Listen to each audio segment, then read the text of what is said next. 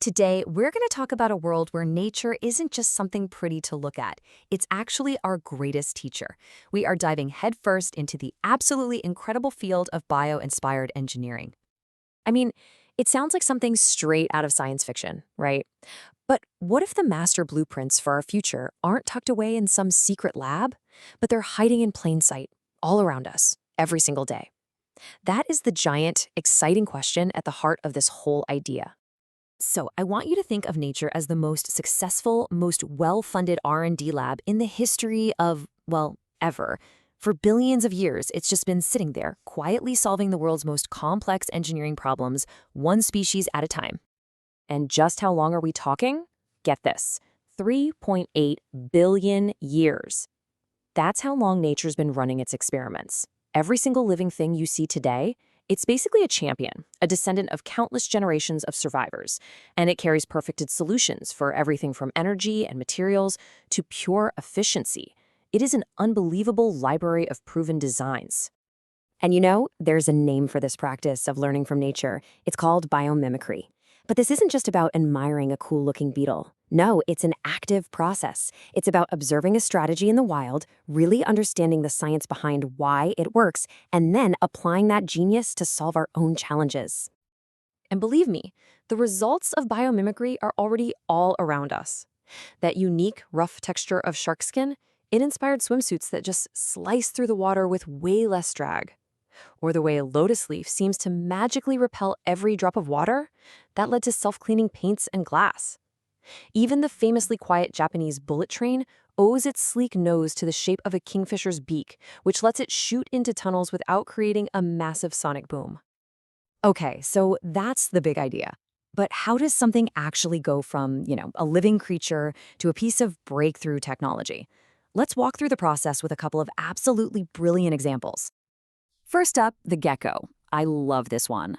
These little lizards can scale sheer glass walls and literally hang upside down from a ceiling, all without any kind of glue or sticky slime.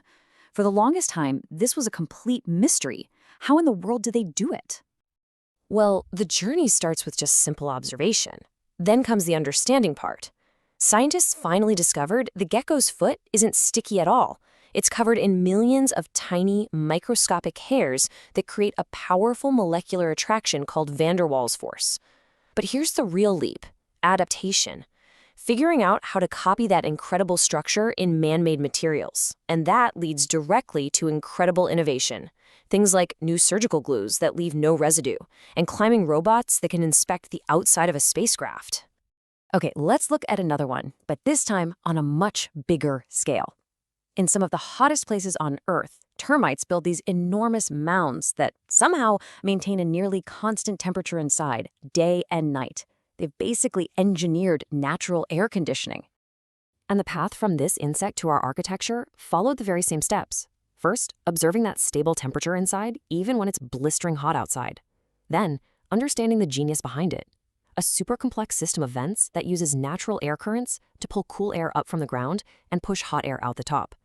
Architects took that exact principle and adapted it, designing buildings with similar passive cooling systems. The innovation? Entire buildings that can cool themselves using radically less energy, all thanks to a lesson from termites.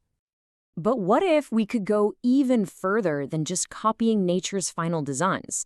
The next frontier, the really exciting part, is about moving from just mimicking forms to actually integrating living processes right into our technology. So here's the key difference. Biomimicry, which we've been talking about, copies nature's form, like shaping a drone wing like a bird's to get better performance.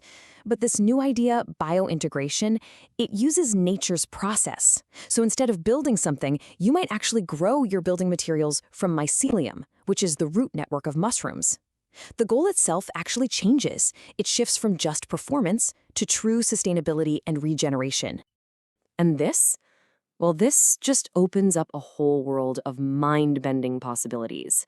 I mean, imagine concrete that can heal its own cracks, just like our bones regenerate, or entire structures that are literally grown into shape from mushroom roots. How about streetlights powered not by electricity, but by the natural glow of living bacteria? This is where biology and engineering really start to become one in the same. Of course, this all sounds absolutely incredible. But let's be real. Getting from a cool concept you see in nature to a mass-produced product in our lives, well, that's a huge challenge. It is not as simple as just copy and paste. There are really two major hurdles standing in the way of this future. First, the sheer complexity of biological systems is just staggering.